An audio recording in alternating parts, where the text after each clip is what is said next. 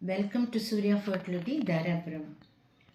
ஒரு பெண் வருஷம் 365 நாளும் கர்ப்பம் தரிக்கக்கூடிய அளவுக்கு அவங்களுடைய உடல்நிலை இருக்குமா?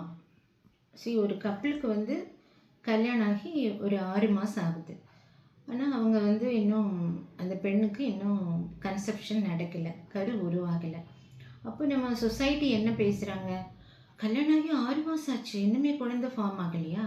கல்யாணம் ஆகி 1.5 வருஷம் ஆச்சு, இன்னுமே குழந்தை ஃபார்ம் ஆகலையா?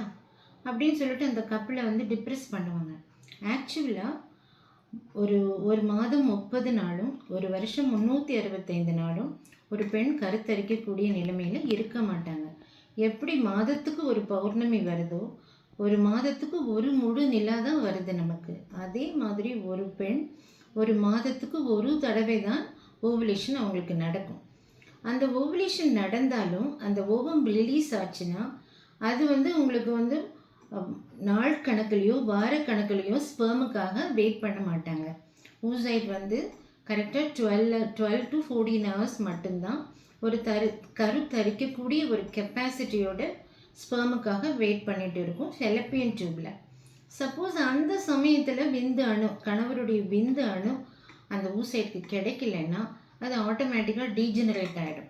ஸோ இது ஒரு மிக முக்கியமான நிகழ்வு. ஸோ வருஷங்களை கணக்கு பார்க்குறதுக்கு பதிலாக ஒரு மாதத்துக்கு எவ்வளோ தடவை அவங்க ஹஸ்பண்ட் அண்ட் ஒய்ஃப் கான்டாக்ட் வச்சுக்கிட்டாங்க, அது ஓவுலேஷன் பீரியடில் அவங்க 2 பேரும் ஹஸ்பண்ட் அண்ட் ஒய்ஃப் ஒன்றா இருந்தாங்களா, இதை பார்க்குறது தான் முக்கியம்.